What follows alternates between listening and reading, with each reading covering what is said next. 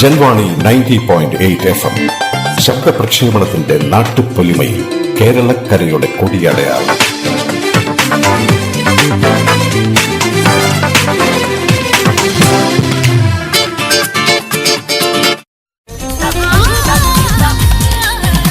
സാംസ്കാരിക ലോകം.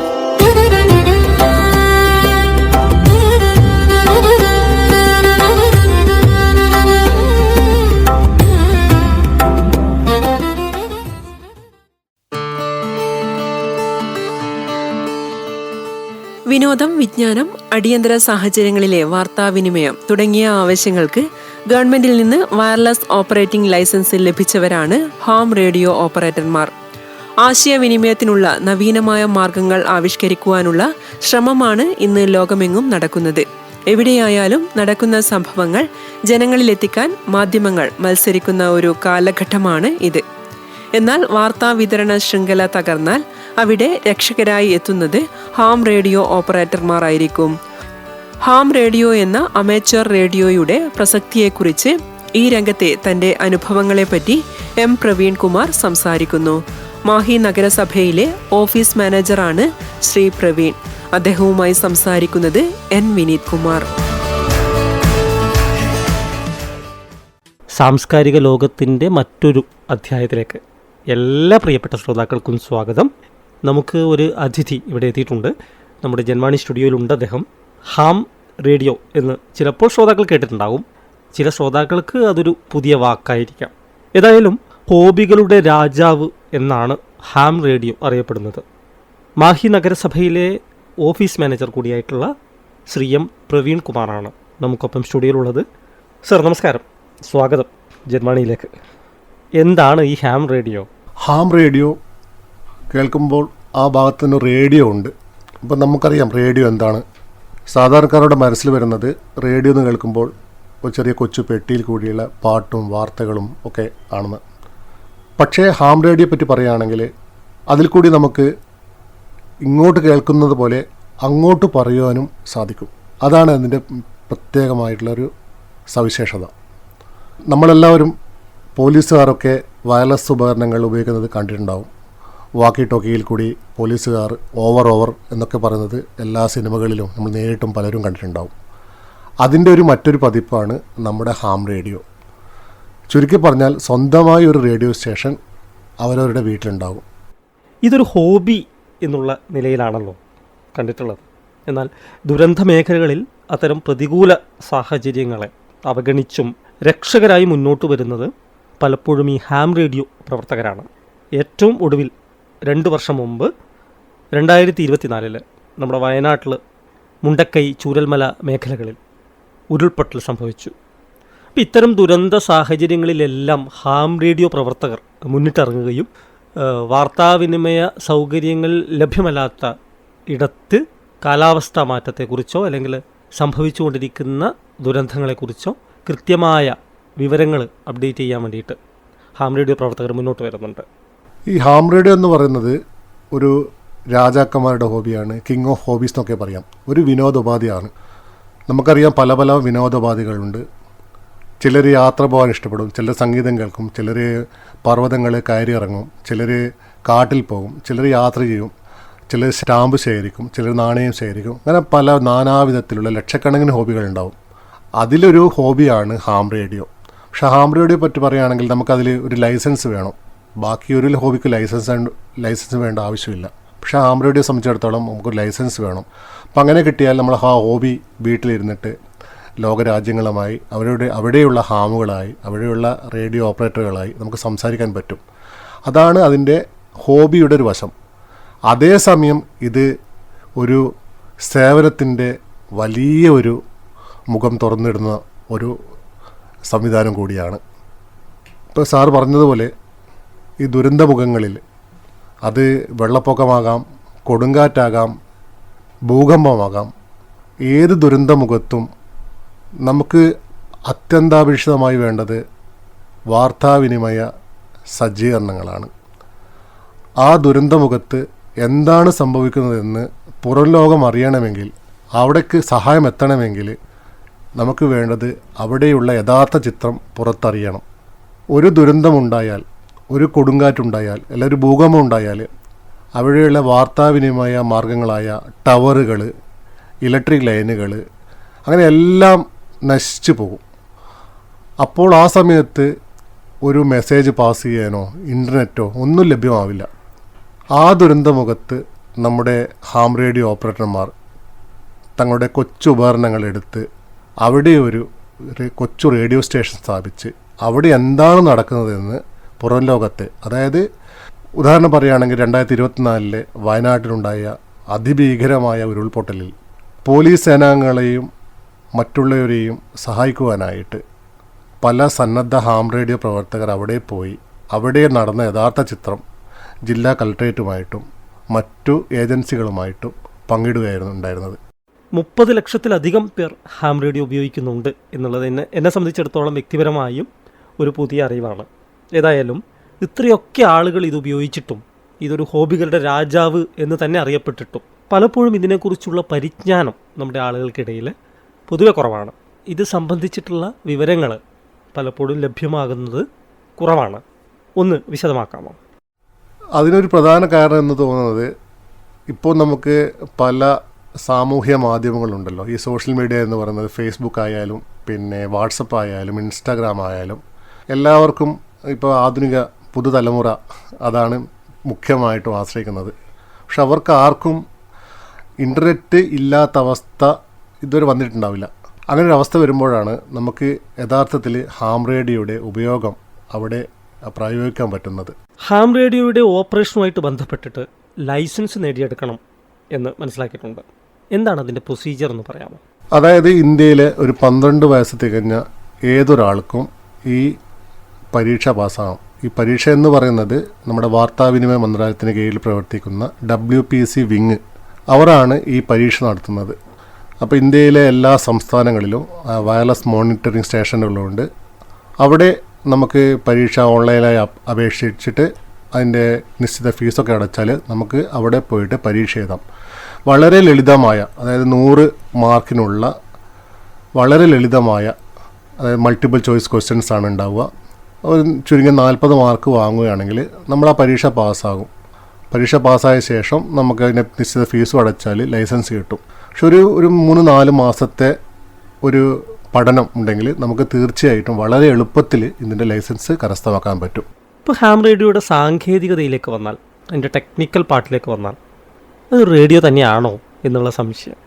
നമ്മൾ ട്രാൻസ്മിറ്റർ എന്ന് കേട്ടിട്ടുണ്ട്, റിസീവർ എന്നും കേട്ടിട്ടുണ്ട്. പക്ഷേ ട്രാൻസ്മിറ്റർ പ്ലസ് റിസീവർ എന്നുള്ള നിലയിൽ ട്രാൻസീവർ എന്ന ഒരു പുതിയ പദം ഈ ഹാം റേഡിയോയുമായി ബന്ധപ്പെട്ടിട്ടാണ് കേട്ടിട്ടുള്ളത്. എന്താണ് ഇതിൻ്റെ സാങ്കേതികമായിട്ടുള്ള ഒരു വശം? അതെ, ഞാൻ ആദ്യം പറഞ്ഞു, ഈ പോലീസുകാർ ഉപയോഗിക്കുന്ന വാക്കി ടോക്കി കണ്ടിട്ടുണ്ടാവും. അതൊരു റേഡിയോ ആണ്. പക്ഷെ അതിൽ കൂടി നമുക്ക് സംസാരിക്കാനും പറ്റും, ഇങ്ങോട്ട് കേൾക്കാനും പറ്റും. അതാണ് ഈ വയർലെസ്സിൻ്റെ ഈ വാക്കി ടോക്കി. അതേ ഉപകരണം തന്നെയാണ് ഈ ഹാം റേഡിയോ ഉപയോഗിക്കുന്ന ആൾക്കാർ ഉപയോഗിക്കുന്നത്. പക്ഷേ അവരുടെ ഫ്രീക്വൻസി വേറെ ആയിരിക്കും. പല ഈ ഏജൻസികൾ ഉപയോഗിക്കുന്ന ഫ്രീക്വൻസി അവർക്ക് ആയിട്ട് അലോട്ട് ചെയ്തിട്ടുണ്ട്. അതെല്ലാം അലോട്ട് ചെയ്യുന്നത് ഞാൻ പറഞ്ഞ ഈ വയർലെസ് ആൻഡ് പ്ലാനിംഗ് കമ്മീഷൻ എന്ന WPC വിങ് ആണ്. അതായത് മിനിസ്ട്രി ഓഫ് കമ്മ്യൂണിക്കേഷനിൻ്റെ കീഴിൽ പ്രവർത്തിക്കുന്ന ഏജൻസിയാണ് ഇന്ത്യയിലെ എല്ലാ ഏജൻസികൾക്കും ഈ ഫ്രീക്വൻസി അലോട്ട് ചെയ്യുന്നത്. അതായത് കസ്റ്റംസ്, പോലീസുകാർ, ആർമി, പിന്നെ ഫിഷറീസ്, അങ്ങനെ എല്ലാ ഏജൻസികൾക്കും ഈ ഏജൻസിയാണ് അവർക്ക് വേണ്ട പ്രത്യേകം ഫ്രീക്വൻസി അലോട്ട് ചെയ്യുന്നത്. അതേപോലെ തന്നെയാണ് ഹാം റേഡിയോ ഓപ്പറേറ്റർമാർക്ക് വിവിധ ഫ്രീക്വൻസികൾ ഉപയോഗിക്കാൻ നൽകിയിട്ടുള്ളത്. അതായത് HF ഉണ്ട്, VHF ഉണ്ട്, UHF ഉണ്ട്. പിന്നെ കൂടുതലായി പറയുകയാണെങ്കിൽ ഉപഗ്രഹം വഴി പോലും നമുക്കൊരു ഹാം റേഡിയോ ഓപ്പറേറ്റർക്ക് തങ്ങളുടെ വീട്ടിലിരുന്നിട്ട് പിന്നെ ലോകം മുഴുവനും ബന്ധപ്പെടാൻ പറ്റും. HF കുറിച്ച് പറയുകയാണെങ്കിൽ HF തരംഗങ്ങൾ നമ്മുടെ ആകാശത്ത് പല പാളികളുണ്ട്. അതിലുള്ള പാളിയാണ് അയോണോസ്ഫിയർ എന്ന പാളി. ഈ പകൽ സമയങ്ങളിൽ ഈ അയോണോസ്ഫിയറിലെ പാളി ഉണ്ടാവില്ല. രാത്രി സമയങ്ങളിൽ ഈ അയോണോസ്ഫിയർ പാളി കൃത്യമായി ഉണ്ടാവുകയും അതിലേക്ക് നമ്മൾ വീട്ടിൽ നയിക്കുന്ന റേഡിയോ തരംഗങ്ങൾ പ്രതിഫലിച്ച്, അതായത് HF റേഡിയോ തരംഗം പ്രതിഫലിച്ച് ഒരു കണ്ണാടി പോലെ പ്രതിഫലിച്ച്, ആ പ്രതിഫലനം ഉണ്ടാവുന്ന റേഡിയോ തരംഗങ്ങൾ ഒരുപക്ഷെ അത് പ്രതിഫലിക്കുന്നത് അമേരിക്കയിലാവാം, ഇംഗ്ലണ്ടിലാവാം, ജപ്പാനിലാവാം, ആസ്ട്രേലിയയിലാവാം. അപ്പോൾ നമ്മുടെ സ്വന്തം വീട്ടിലിരുന്ന്, അത് മാഹിയിലിരുന്ന് അല്ലെങ്കിൽ തലശ്ശേരിയിലിരുന്ന് അല്ലെങ്കിൽ പാനൂരിലിരുന്ന് അയക്കുന്ന തരംഗങ്ങൾ പ്രതിഫലിക്കുന്നത് വളരെ ഏകദേശം ആയിരക്കണക്കിന് കിലോമീറ്റർ അകലെയുള്ള രാജ്യങ്ങളിലായിരിക്കാം. അങ്ങനെയാണ് ഈ HF തരംഗങ്ങൾ പ്രവർത്തിക്കുന്നത്. അതിൽ വേണ്ടത് നമുക്ക് ഇതിൻ്റെ ഒരു ട്രാൻസ്മിറ്റർ വേണം. ട്രാൻസ്മിറ്റർ നമ്മളെ തരംഗങ്ങൾ പ്രക്ഷേപണം ചെയ്യാനുള്ള ഒരു ഉപകരണം, അതേപോലെ തരംഗങ്ങൾ നമുക്ക് കേൾക്കുവാനുള്ള ഒരു സ്വീകരണി വേണം, റിസീവർ വേണം. കൂടാതെ ഈ തരംഗങ്ങൾ പ്രതിഫലിപ്പിക്കാൻ ആവശ്യമായ ആൻറ്റനകൾ വേണം. അപ്പോൾ നമ്മൾ വീട്ടിൽ ഈ ആൻറ്റന ഉപയോഗിച്ച് തരംഗങ്ങൾ പ്രതിഫലിപ്പിച്ച് നമുക്ക് ലോകം മുഴുവൻ നമുക്ക് വാർത്താവിനിമയം സാധ്യമാകും. അതാണ് ഈ HFനെ പറ്റി പറയുകയാണെങ്കിൽ പറയാനുള്ളത്. അതേപോലെയാണ് VHF, വെരി ഹൈ ഫ്രീക്വൻസി എന്ന് പറയും. ഈ VHF തരംഗങ്ങൾ എന്ന് പറയുന്നത് വളരെ നേർരേഖയിൽ കൂടി മാത്രം സഞ്ചരിക്കുന്ന തരംഗങ്ങളാണ്. നമുക്ക് ഓർമ്മയുണ്ടാകും പണ്ടത്തെ TV ഒക്കെ വളരെ ഉയർന്ന പൈപ്പുകളിൽ ഒരു മീനിൻ്റെ മുള്ളു പോലുള്ള ആകൃതിയിലുള്ള ആൻറ്റിനൊക്കെ സ്ഥാപിച്ചിട്ട് നമുക്ക് വളരെ കഷ്ടപ്പെട്ട് തിരിച്ചിട്ടാണ് ആ സമയങ്ങളിൽ നമ്മൾ ദൂരദർശൻ്റെയൊക്കെ പരിപാടികൾ കണ്ടുകൊണ്ടിരുന്നത്. അപ്പോൾ അതിൻ്റെ തരംഗത്തിൻ്റെ പ്രത്യേകത എന്ന് പറയുന്നത് വളരെ നേർരേഖയിൽ മാത്രമേ സഞ്ചരിക്കൂ. അതാണ് ഈ VHF തരംഗങ്ങളുടെ പ്രത്യേകത. അതും നമ്മുടെ ഹാം റേഡിയോ ഓപ്പറേറ്റർമാർ ഉപയോഗിക്കുന്നുണ്ട്. അപ്പം നമ്മളിപ്പം മാഹിയിൽ നിന്ന് വിടുന്ന തരംഗങ്ങൾ നേർരേഖ സഞ്ചരിച്ച് മാക്സിമം പരമാവധി നമുക്കത് വടകര വരെ അല്ലെങ്കിൽ കണ്ണൂർ വരെ പോകാം. ഈ VHF തരംഗങ്ങൾ വളരെ നേർരേഖയിൽ കൂടി സഞ്ചരിക്കുമ്പോൾ നമുക്ക് അതിൻ്റെ മാർഗത്തിൽ ഏതാവത് തടസ്സങ്ങളുണ്ടെങ്കിൽ, അതായത് മലകളോ വലിയ കെട്ടിടങ്ങളോ ഉണ്ടെങ്കിൽ ആ തരംഗങ്ങൾ ആ മറുഭാഗത്തേക്ക് കടന്നു പോകില്ല. അപ്പോൾ ആ ഒരു പ്രതിസന്ധി ഒഴിവാക്കാനായിട്ട് നമ്മുടെ ഹാം റേഡിയോ ഓപ്പറേറ്റർമാർ പല സ്ഥലങ്ങളിലായിട്ട് റിപ്പീറ്റർ സ്റ്റേഷനുകൾ സ്ഥാപിക്കും. അപ്പം നമ്മൾ വീട്ടിൽ നിന്ന് അയക്കുന്ന തരംഗങ്ങൾ ഈ റിപ്പീറ്റർ സ്റ്റേഷനുകൾ പിടിച്ചെടുത്തിട്ട് കൂടുതൽ ശക്തിയോടെ വളരെ ദൂര സ്ഥലങ്ങളിലേക്ക് പ്രക്ഷേപണം ചെയ്യാൻ പറ്റും. അങ്ങനെയുള്ള റിപ്പീറ്റർ സ്റ്റേഷനുകൾ ഇപ്പോൾ കണ്ണൂർ ജില്ലയിൽ നമ്മുടെ ഏഴിമല നാവിക അക്കാദമിക്ക് അടുത്തുണ്ട്, സ്ഥിതി ചെയ്യുന്നുണ്ട്. കൂടാതെ വടകരയുണ്ട്, പിന്നെ തിരൂരുണ്ട്, കോഴിക്കോടുണ്ട്. എനിക്ക് തോന്നുന്നു കേരളത്തിൻ്റെ അങ്ങോളം ഇങ്ങോളം എല്ലാ ജില്ലകളിലും ഇതുപോലുള്ള റിപ്പീറ്റർ സ്റ്റേഷൻ സ്ഥാപിച്ചിട്ടുണ്ട്. അതാത് സ്ഥലങ്ങളിലുള്ള ഹാം റേഡിയോ ഓപ്പറേറ്റർമാർ പണം സ്വരൂപിച്ചിട്ട് ഒരു കെട്ടിടം കണ്ടെത്തി അതിനുള്ള സജ്ജീകരണം ഏർപ്പെടുത്തുകയാണ് സാധാരണ ചെയ്യാറ്. അപ്പോൾ VHFൻ്റെ കൂടി നമ്മുടെ സ്വന്തം വീട്ടിലിരുന്നു കൊണ്ട് വാക്കി ടോക്കിയിൽ കൂടിയുള്ള കമ്മ്യൂണിക്കേഷൻ തരംഗങ്ങൾ നമുക്ക് ഇപ്പോൾ മാഹിലിരുന്നു കൊണ്ട് അല്ലെങ്കിൽ പാനൂരിലിരുന്നു കൊണ്ട് നമുക്ക് തിരുവനന്തപുരം വരെയോ അല്ലെങ്കിൽ കോയമ്പത്തൂർ വരെയോ മംഗലാപുരം വരെയോ ഒക്കെ നമുക്ക് കമ്മ്യൂണിക്കേഷൻ സാധ്യമാകും. അതേപോലെ തന്നെയാണ് അൾട്രാ ഹൈ ഫ്രീക്വൻസി എന്നറിയപ്പെടുന്ന UHF തരംഗങ്ങൾ. അതും വളരെ നേരേഖയിൽ സഞ്ചരിക്കുന്നതിനാൽ ഇതുപോലുള്ള സജ്ജീകരണം ആവശ്യമാണ്. പക്ഷേ നമ്മുടെ കേരളത്തിലോ ഇന്ത്യയിൽ അങ്ങനെ ഉള്ള ഒരു UHF റിപ്പീറ്ററുകൾ വളരെ ദുർലഭമായിട്ട് കാണാൻ പറ്റുന്നുള്ളൂ. ഇപ്പോൾ ഏറ്റവും അധികം ഉപയോഗിക്കുന്നൊരു മാധ്യമമാണ് നമ്മുടെ HF കൂടിയാണ് നമുക്ക് ലോകരാജ്യങ്ങളുമായിട്ട് സംവദിക്കാനുള്ള ഏറ്റവും എളുപ്പവഴി. ഹാം റേഡിയോയുടെ പ്രവർത്തന പഥത്തിലൂടെ മുന്നോട്ട് പോകുമ്പോൾ ഒരുപാട് ടെക്നിക്കൽ വേർഡ്സ് കേൾക്കാം. ഉദാഹരണത്തിന് മോഴ്സ് കോഡ് അല്ലെങ്കിൽ QSL കാർഡ്. ഇതൊക്കെ എന്താണ് എന്നറിയാനുള്ള ഒരു കൗതുകം നമ്മുടെ ലിസണേഴ്സിനുണ്ടാകും. ഒന്ന് അവർക്ക് വേണ്ടി പറയാമോ? വളരെ നല്ല ചോദ്യമാണത്. അതായത് നമ്മുടെ ഈ ടെലിഗ്രാം പണ്ട് നമുക്ക് കേട്ടിട്ടുണ്ടാകും കമ്പി അടിക്കൽ എന്നൊക്കെ. വളരെ സുപരിചിതമായ വാക്കുകളായിരുന്നു 1980-90കളിലൊക്കെ ഈ കമ്പി അടിക്കൽ. ഇപ്പോൾ അത് നമുക്ക് കേൾക്കാറില്ല. ഇപ്പോൾ ടെലിഗ്രാം ഒന്നും ആർക്കും വരാറുമില്ല. ടെലിഗ്രാം എന്ന ഉദ്ദേശിക്കുന്നത് പെട്ടെന്ന് ഒരു വിവരം കൈമാറാൻ, വളരെ ദൂരെ നിന്ന് വളരെ ദൂരെയുള്ള സ്ഥലത്തേക്ക് ഒരു പെട്ടെന്നുള്ള എന്തെങ്കിലും അത്യാവശ്യമായ കാര്യങ്ങൾ കമ്മ്യൂണിക്കേഷൻ ചെയ്യാനായിരുന്നു അന്ന് ടെലിഗ്രാം ഉപയോഗിച്ചിരുന്നത്. പക്ഷേ പല കേന്ദ്ര തപാൽ വകുപ്പായിരുന്നു അന്ന് അത് വളരെ ആധികാരികമായി ഉപയോഗിച്ചിരുന്നത്. പക്ഷേ ഇന്ന് ആ തപാൽ വകുപ്പ് അത് ഉപയോഗിക്കുന്നില്ല. പക്ഷേ ആ സ്ഥാനത്ത് നമ്മുടെ ഹാം റേഡിയോ ഓപ്പറേറ്റർമാർ ഇന്നും വളരെ ആവേശപൂർവ്വം ഈ ടെലിഗ്രാം ഈ മോഴ്സ് കോഡ് ഉപയോഗിക്കുന്നുണ്ട്. സാമുവൽ മോഴ്സ് എന്ന ഒരു മഹത്തായ ഒരു ഭൗതികശാസ്ത്രജ്ഞൻ കണ്ടുപിടിച്ച ഒരു പ്രത്യേക വാർത്താവിനിമയ മേഖലയാണ്, മാധ്യമമാണ് ഈ നമ്മുടെ മോഴ്സ് കോഡ് എന്ന് പറയുന്നത്. ഈ മോഴ്സ് കോഡ് എന്ന് പറയുന്നത് ഒരു കുത്ത്, ഒരു വര, ഒരു ഡോട്ട്, ഡാഷ്, ഇതാണ് അതിൻ്റെ അടിസ്ഥാനമായ ഭാഷയുടെ ഒരു ചെറിയ യൂണിറ്റ് എന്ന് പറയുന്നത്. ഈ കുത്ത്, ഈ വര, ഇതുകൊണ്ടാണ് നമ്മളുടെ എല്ലാ ഇംഗ്ലീഷ് അക്ഷരങ്ങളും എല്ലാ പിന്നെ അക്കങ്ങളും അതിൽ സൂചിപ്പിക്കാൻ പറ്റും. ഞാൻ ഉദാഹരണം പറയുകയാണെങ്കിൽ ഇംഗ്ലീഷിലെ എ എന്ന ഒരു വാക്ക് നോക്കുകയാണെങ്കിൽ അത് ഒരു കുത്ത്, ഒരു വര, ഡിഡ് ഡ എന്ന് പറയും. അപ്പോൾ ഇത് അതുകൊണ്ട് അർത്ഥമാക്കുന്നത് എ എന്ന അക്ഷരമാണ്. അതേപോലെ ഇംഗ്ലീഷിലെ എല്ലാ അക്ഷരങ്ങൾക്കും അതിൻ്റേതായ മോഴ്സ് കോഡുകളുണ്ട്. അപ്പം നമ്മുടെ ഹാം റേഡിയോയുടെ ഉപകരണങ്ങൾ കൂടി നമ്മളിത് പിന്നെ പ്രത്യേക കിയർ എന്നുള്ള ഉപകരണങ്ങളിൽ കൂടി നമ്മളിത് പിന്നെ വളരെ ദൂരെയുള്ള ആൾക്കാരുമായി സംവദിക്കാൻ ഉപയോഗിക്കുന്നുണ്ട്. അപ്പോൾ ഇതിൻ്റെ ഗുണം എന്ന് പറഞ്ഞാൽ നമ്മൾ വളരെ ചെറിയ പവറുകൾ ഉപയോഗിച്ച്, വളരെ ചെറിയ ശക്തി കുറഞ്ഞ ട്രാൻസ്മിറ്റർ ഉപയോഗിച്ച് വളരെ ദൂരെയുള്ള ഏകദേശം 10,000-കണക്കിന് കിലോമീറ്റർ അപ്പുറമുള്ള ഒരു രാജ്യത്തുമായിട്ട് നമുക്ക് ഈ മോഴ്സ് കോഡ് കൂടി വളരെ എളുപ്പത്തിൽ ബന്ധപ്പെടാൻ പറ്റും. ഈ മോഴ്സ് കോഡിൻ്റെ പ്രത്യേകത എന്ന് വെച്ചാൽ അവിടെ ഈ ഭാഷ എന്ന് പറയുന്നത് മോഴ്സ് കോഡാണ്. അത് ലോകം മുഴുവൻ അംഗീകരിച്ച ഭാഷയാണ്. ഇപ്പോൾ നമ്മളൊരു ഇംഗ്ലീഷ് സംസാരിക്കുകയാണെങ്കിൽ നമ്മുടെ ഇംഗ്ലീഷ് അമേരിക്കക്കാർക്ക് മനസ്സിലാകണമെന്നില്ല, ആസ്ട്രേലിയക്കാർക്ക് മനസ്സിലാകണമെന്നില്ല, ജർമ്മൻകാർക്ക് മനസ്സിലാകണമെന്നില്ല. അപ്പോൾ ഈ ഭാഷ, ഈ ടെലിഗ്രാം എന്ന ഭാഷ, മോഴ്സ് കോഡ് എന്ന ഭാഷ ഉപയോഗിക്കുമ്പോൾ ആ ഒരു പ്രശ്നം ഉദിക്കുന്നതേയില്ല. അപ്പോൾ അവർക്ക് നമ്മളെന്താണോ സംവദിക്കുന്നത് അവർക്കത് കൃത്യമായി മനസ്സിലാക്കാൻ പറ്റും. അതാണ് ഈ ടെലിഗ്രാമിൻ്റെ, ഈ മോഴ്സ് കോഡിൻ്റെ പ്രത്യേകത. ഞാൻ ഒരു 140 രാജ്യങ്ങളുമായിട്ട് പരമാവധി ബന്ധപ്പെട്ടുള്ളത് ഈ മോഴ്സ് കോഡ് കൂടിയാണ്. അപ്പോൾ നമ്മുടെ ലാംഗ്വേജ്, നമ്മുടെ ഭാഷയുടെ പരിമിതി അവിടെ ഒരു പ്രശ്നമാകുന്നേയില്ല. അതാണ് ടെലിഗ്രാമിനെ കുറിച്ച് പറയാനുള്ളത്. ഈ QSL കാർഡ് എന്ന് പറയുന്നത്, നമ്മളിപ്പോൾ പണ്ടൊക്കെ നമ്മൾ കത്തിടപാട് നടത്താറുണ്ട്. നമ്മളൊരു ഫ്രണ്ടിന് കത്ത് എഴുതുകയാണെങ്കിൽ ആ ഫ്രണ്ട് നമുക്ക് മറുപടി അയക്കും. അങ്ങനെ ഒരു കാലഘട്ടം ഉണ്ടായിരുന്നു. ഇപ്പോഴതൊക്കെ വാട്സപ്പിലും പിന്നെ ടെലിഗ്രാമിലും ഫേസ്ബുക്കിലൊക്കെ കൈമാറിയിട്ടുണ്ട്. ഒരു കാലത്ത് നമ്മൾ പലരും കത്തെഴുതിയിട്ടുണ്ടാവും. പഴയ തലമുറ കത്തിനെ വേണ്ടി കാത്തിരുന്ന ഒരു കാലഘട്ടം ഉണ്ടായിരുന്നു. പോസ്റ്റ്മാൻ്റെ വരവും നോക്കിയിരിക്കുന്ന ഒരു കാലഘട്ടം ഉണ്ടായിരുന്നു. പക്ഷേ അതൊക്കെ പോയി.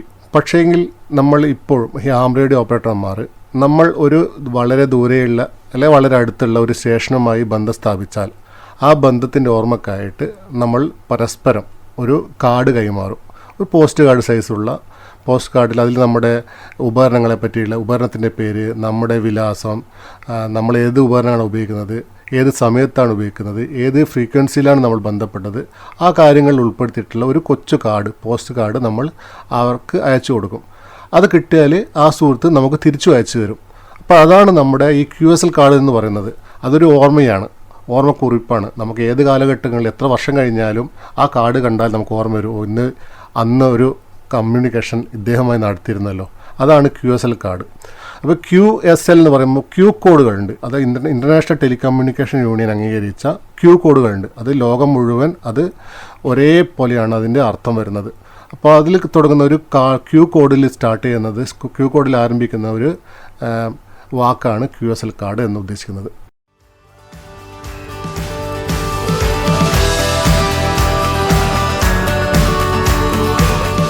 ഹാം റേഡിയോ എന്ന ആശയവിനിമയ മാധ്യമത്തിന്റെ വിശേഷങ്ങളുമായി ഇതുവരെ സ്റ്റുഡിയോയിലുണ്ടായിരുന്നത് M പ്രവീൺകുമാർ. അദ്ദേഹവുമായി ഇതുവരെ സംസാരിച്ചത് N വിനീത് കുമാർ. ഈ അഭിമുഖത്തിന്റെ തുടർന്നുള്ള ഭാഗം അടുത്തയാഴ്ച ഇതേ സമയം. സാംസ്കാരിക ലോകം.